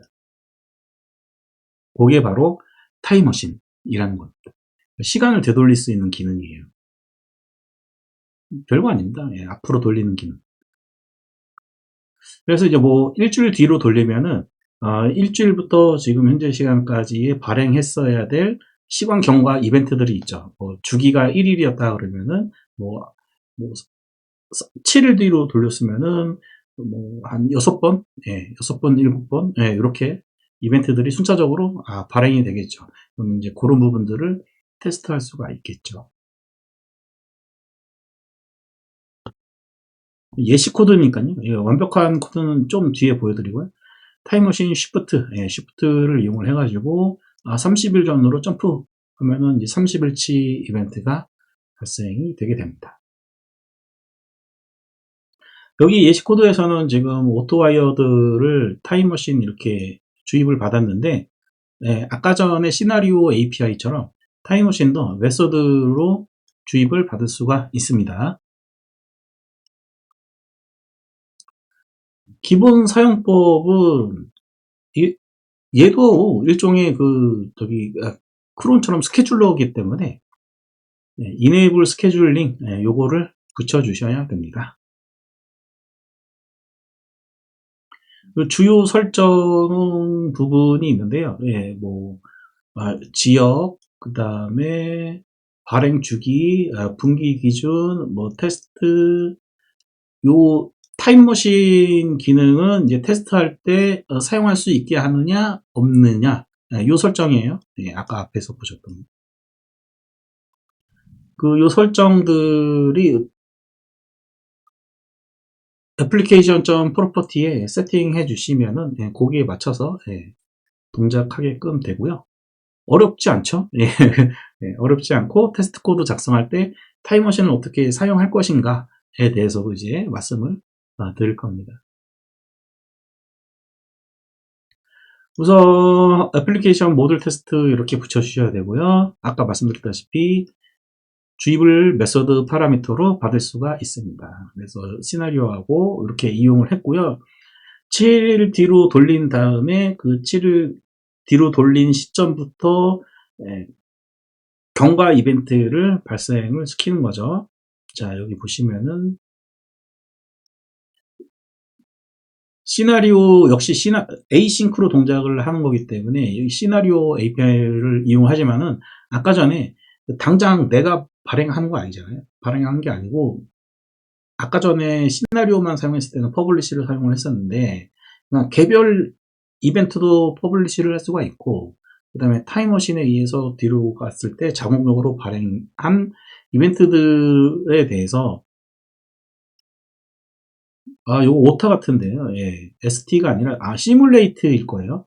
시뮬레이팅 하는 거에 대해서 그러면은 그 시간에 따라서 뭐 여러 가지 것들이 발행이 됐겠죠. 이벤트들이 발행이 됐을 때 그때 기다려야 할 타입, 예, 요 타입. 요 타입은 order expired 이벤트다라는 뜻이에요. 그러니까 발행이 이제 시간 타임이 많이 발행이 됐는데 기다려야 될 그런 이벤트들, 예, 이벤트들은 이제 요거만 기다리겠다. 혹은 또 이제 여기 지금 예제 같은 경우에는 조금 이제 빈약한데요. 데이 패스드 이벤트가 발생이 됐으면 데이 패스드 이벤트를 기다려야 되잖아요. 네, 그 부분을 여기다가 적어줘야 될 거고.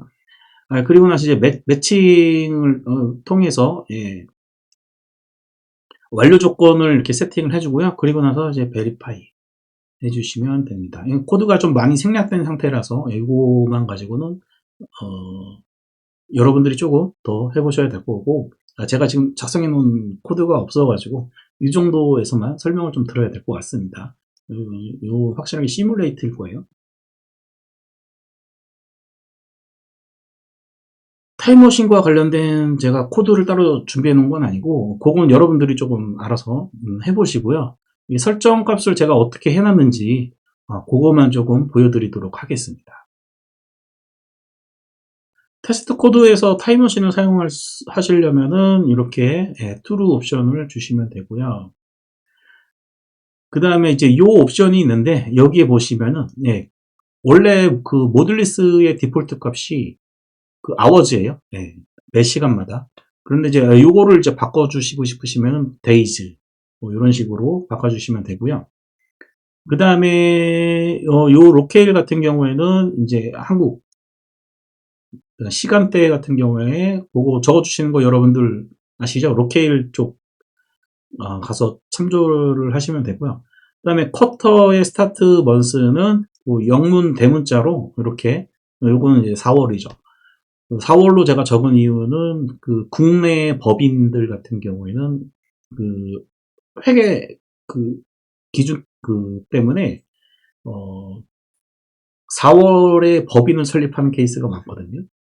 그게 다 이제 회계랑 이제 세법과 관련된 부분 때문에 그런 부분도 좀 알려드리고 싶어서 에이프릴이라고 적어봤습니다.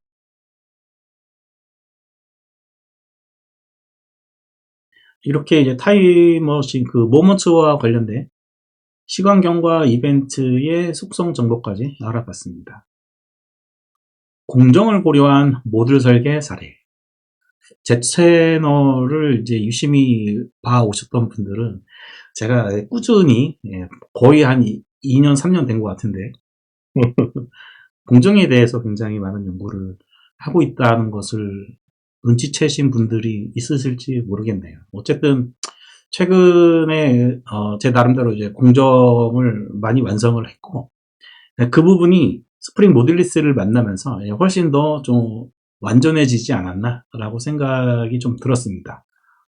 원래 이거를 목표로 해서 스프링 모듈리스를 제가 세팅을 도전을 했던 거고요. 나름 만족을 하고 있습니다.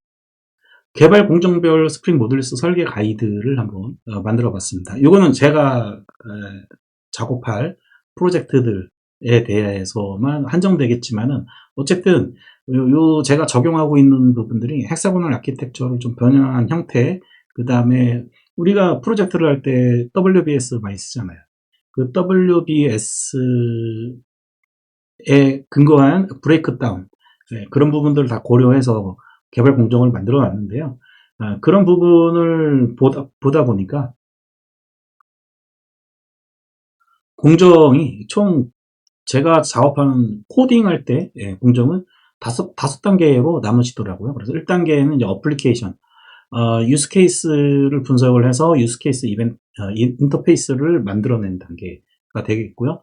그 다음에 모델을 만드는 부분이 있죠. 이 모델이 이제 어그리게이트 루트도 만들고 그 다음에 서비스를 구현하는 그런 공정 단계가 되더라고요. 그리고 이런 모델 단계를 거치다 보면은 자연스럽게 3단계가 도출이 됩니다. 포트라는 것이 도출이 되죠.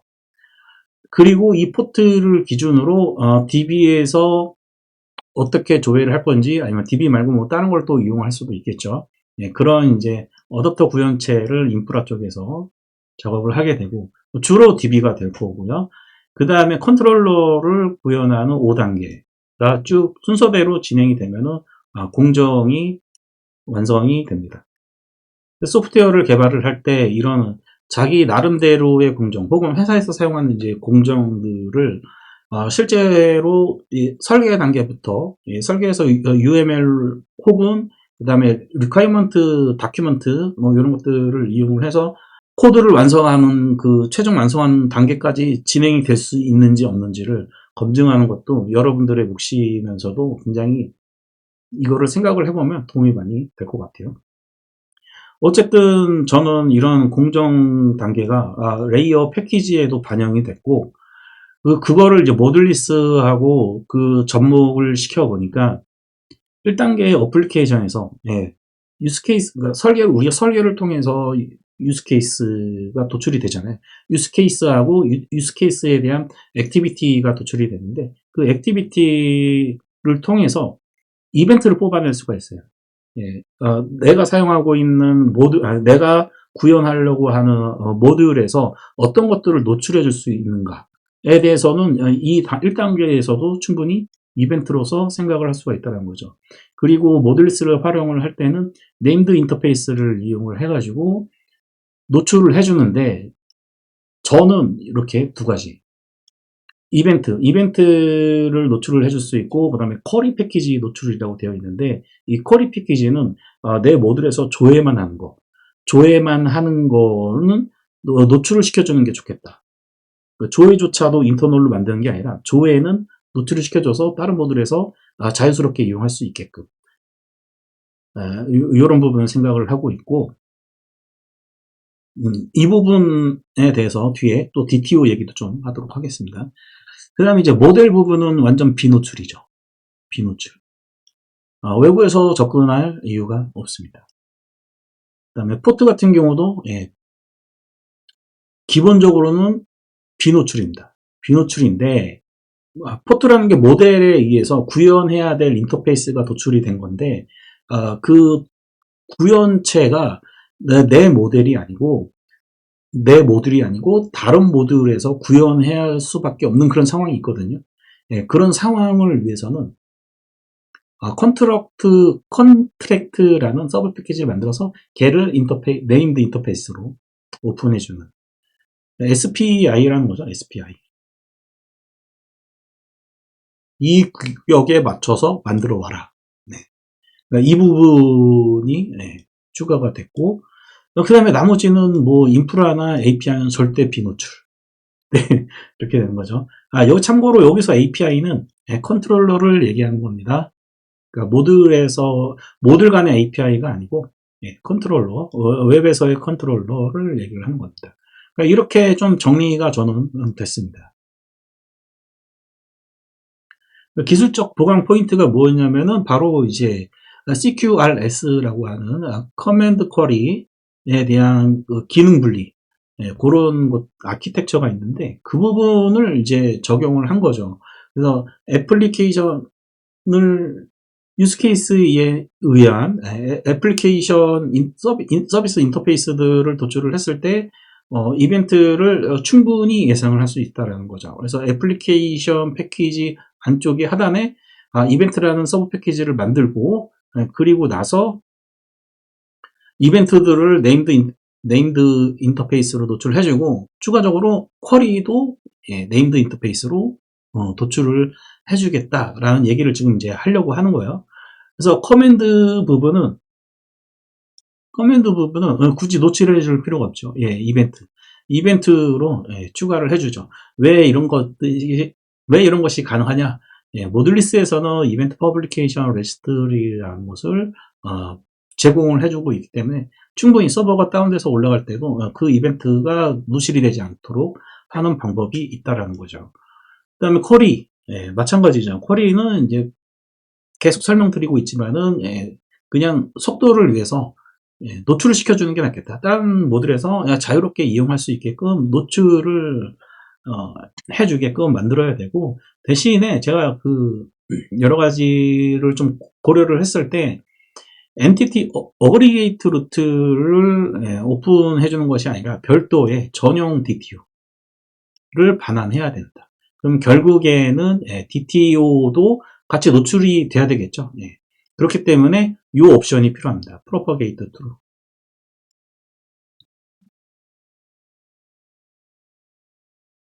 자, 이 구조의 아키텍처 이점에 대해서 한번 좀 살펴보도록 하겠습니다.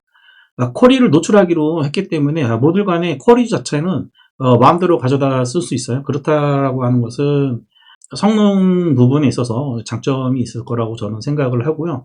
그 다음에 호출 방향하고 쿼리하고 그 다음에 커벤트하고 서로 방향이 다르기 때문에 수험 참조를 원천적으로 방지를 할 수가 있습니다. 확장성, 쿼리죠. 그래서 쿼리 부분을 일단은 이제 모듈의 그 서비스로서 노출을 해주기는 하는데 이런 부하가 조금 많이 커지면은 리드 DB를 바라보도록 좀 개선할 수 있는 여지도 있다. 이렇게 생각을 해봤습니다.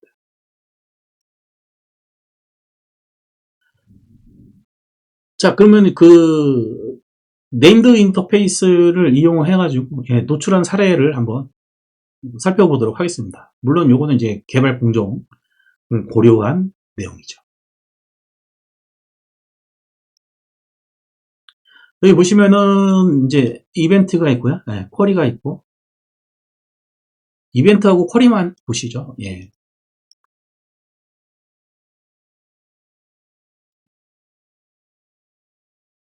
공정상 이제 애플리케이션 패키지가 1단계입니다. 요거는 이제 유스 케이스하고 액티비티를 이용을 해가지고 서비스 인터페이스들을 도출하는 영역이고요. 지금 여기서는 이제 체인지 이벤트 액티비티 요거 하나 이렇게 되어 있죠. 그리고 요게 이제 감시 기능인데 요 이력 관리라고 보시면 되겠습니다. 이력 관리를 주로 이제 이벤트로 처리를 하려고 했어요. 왜냐면은 그 이력을 모듈별로 관리를 하는데 모듈별로 이제 감시 오디팅 하는 그 모듈에 이벤트를 퍼블리시 해가지고 여기서 이제 저장이 되게끔 그래서 모디파이드 이벤트, 사인인 이벤트, 크리에이트 이벤트 이런 것들이 저장이 되게끔 이렇게 이벤트들을 만들어 놨고요. 요거는 이제 이벤트라는 서브 패키지로 만들었고 그 다음에 쿼리 같은 경우에는 조회할 수 있는 거 커런트 유저 같은 경우에는 좀 특수한 케이스라서 요거 말고 제가 의도했던 거는 DB 쿼리 조회하는 거 있죠. 그런 것들도 이렇게 애플리케이션 공정 1단계에서 이벤트하고 쿼리는 충분히 예상될 수 있는 기능들이고 노출로 아예 처음부터 빼주면은 다른 모듈들에서 참조해서 개발하기가 편할 거다라고 생각을 했습니다. 그리고 여기 있는 체인지드 이벤트 액티비티 같은 경우에는 지금 오디팅에 한 단계 들어가 있죠. 여기에 있는 거거든요. 여기에. 그래서 얘는 인터널로 처리가 되죠. 참조를 할 수 없는 부분이고 이 부분하고 이 부분을 노출하기 위해서 여기 보시면은 패키지 인포 작성한 거를 보실 수가 있는데 얘를 열어보면은 당연히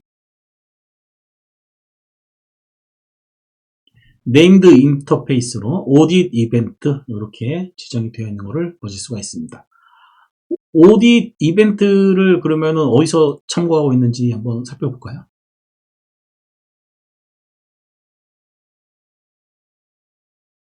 자, 여기서 참조를 하고 있는데요. 얘가 어떤 파일이냐면은 아니죠. 얘가 이제 컴포넌트 패키지 안쪽에 들어가 있는 공통 모듈이고 얘를 찾으려면은 컴포넌트를 참고하고 있는 모듈들을 찾아보면 되겠죠. 컴포넌트 이렇게 해도 안 나오네. 저는 머릿속에 있기 때문에 어디 있는지를 아는데 요게 또 모듈리스가 이런 부분들이 또 아쉽네요. 자, 그러면 얼라우드로 한번 찾아봐야겠네요. 네. 얼라우드 디펜던시를 찾아보면 되겠네요. 네, 여기 있죠. 예. 가만히 보니까 예, 메뉴 모듈, 그 다음에 유저 모듈에서 예, 컴포넌트들에 대한 네임드 인터페이스들을 전부 다 사용할 수 있게끔 예, 좀 더 키워볼까요? 예. 예, 할 수 있고, 메뉴 모듈에서는 또 이제 유저, 예, 얘가 유저거든요. 유저의 그 쿼리, 쿼리 패키지에 대해서 패키지라고 얘기하는 것보다는 이제 노출된 인터페이스, 네임드 인터페이스라고 불러야 되겠죠. 이렇게 사용을 하고 있네요. 메뉴 한번 들어가 보도록 하겠습니다. 메뉴에 들어가 보면은 이제 컴포넌트에 대한 노출된 거를 전부 다 사용하겠다라고 되어 있고, 그 다음에 시스템 바 유저라고 되어 있는데, 시스템 바 유저는 요거거든요. 유저. 예, 얘입니다. 그래서 얘의 패키지 인포를 들어가 보면은 얘는 컴포넌트를 다 이용하게끔 되어 있고, 아까 전에 메뉴에서 그 쿼리 있었잖아요. 쿼리. 그 쿼리가 어디 있냐면은 가장 공정 1단계에서 애플리케이션의 쿼리 예죠. 쿼리. 그래서 패키지.info를 이제 열어보면은 얘는 인터페이스로 노출을 시켜놨습니다.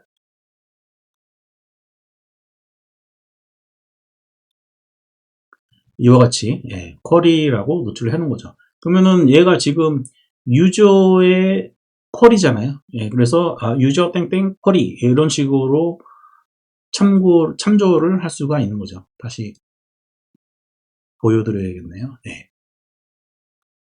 시스템 유저의 쿼리가 되는 거죠. 왜 시스템 유저냐?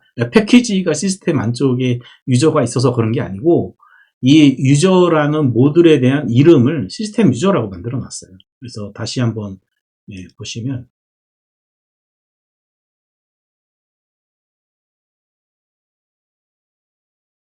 자, 이와 같이 모듈 이름 자체를 시스템 바 유저라고 만들어 놨습니다. 그렇게 참고를 해 가시면 될 것 같습니다. 참고로 요 센서티비티 레벨 코드에 대해서 잠깐만 얘기할게요.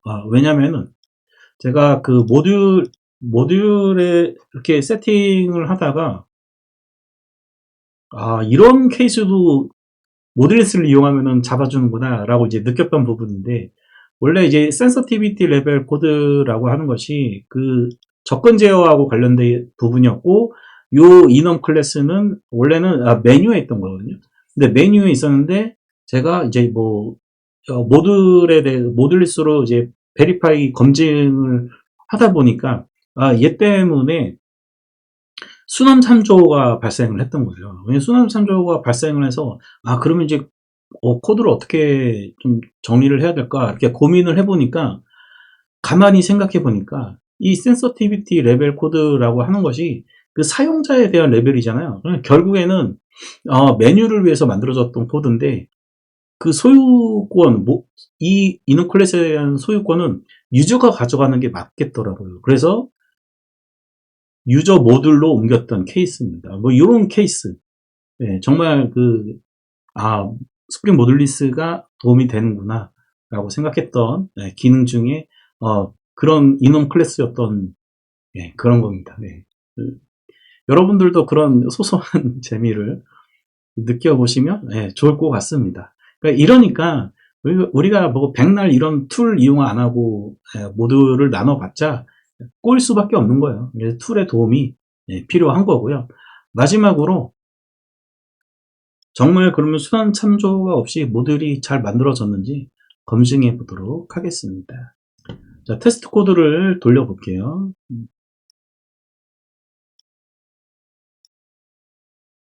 테스트 코드를 이제 돌리실 때는 애플리케이션 모듈즈 이런 식으로 만들어서 모듈즈를 분석을 해주거든요.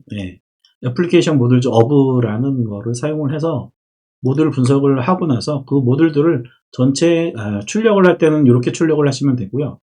검증을 순환 참조라든지 이런 의존성 검증을 하고 싶을 때는 verify를 실행을 하시면 됩니다. 자, 우선 얘를 돌려볼게요. 예. 그냥 출력하는 거를 실행을 해보도록 하겠습니다.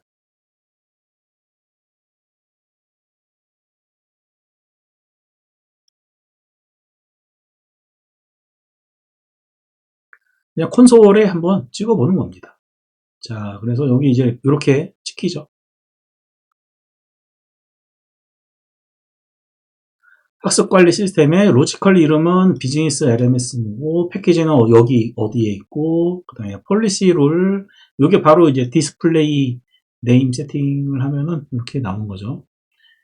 로지컬 네임은 비즈니스 폴리시 룰이라고 만들어 놨고 패키지 경로는 이렇게 됩니다. 그 다음에 공통 컴포넌트는 이렇게 돼 있고 우리 네임드 인터페이스 만들어 놨던 거 있죠. 이 네임드 인터페이스가 이렇게 노출이 되고 있습니다라고 하는데 이 첫 번째 거 보이시나요? 네.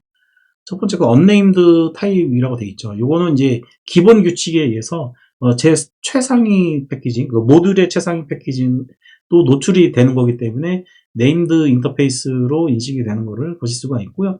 이 안쪽에 네임드 인터페이스로 이제 오딧 이벤트, 오딧 모델, 오딧 쿼리 이런 것들이 노출이 되어 있다라고 얘기를 해주고 있습니다. 그 다음에 이 모듈 안에 어떤 스프링 빈들이 들어가 있는지도 보실 수가 있고요. 또 쭉 이렇게 보시면은 시스템 사용자 관리 같은 경우에 네임드 인터페이스 보여주고 있고요. 그 다음에 익스클루드 패키지는 여러분들이 지금 보실 수가 없을 것 같은데 얘를 익스클루드 패키지가 어떻게 보여지게 되냐면은 그러니까 아까 전에 그 중첩 패키지 중첩 모듈에 대해서 설명드린 적이 있었는데 중첩 모듈로 제가 지금 여기에서는 만들어 놓은 게 없거든요. 근데 중첩 모듈을 만들게 되면은 중첩된 그 자식 모듈들은 여기에 나타나게 됩니다. 익스클루드 패키지예요. 자, 이런 식으로 콘솔에 찍어 봤고요. 그 다음에 검증을 하기 위해서는 모듈즈 베리파이를 실행을 합니다. 얘를 실행을 합니다.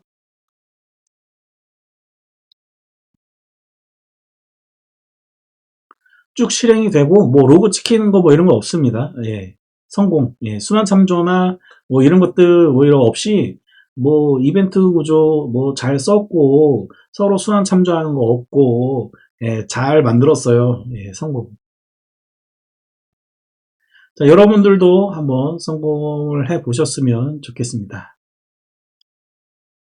자, 이렇게 해서 스프링 모듈리스 적용 사례에 대해서 살펴봤고요. 여러분들도 반드시 두려워하지 마시고 스프링 모듈리스를 여러분들의 프로젝트에 적용을 해보셨으면 좋겠습니다. 참고로 이 스프링 모듈리스는 버전 2입니다. 예. 그럼 다음에 만나요.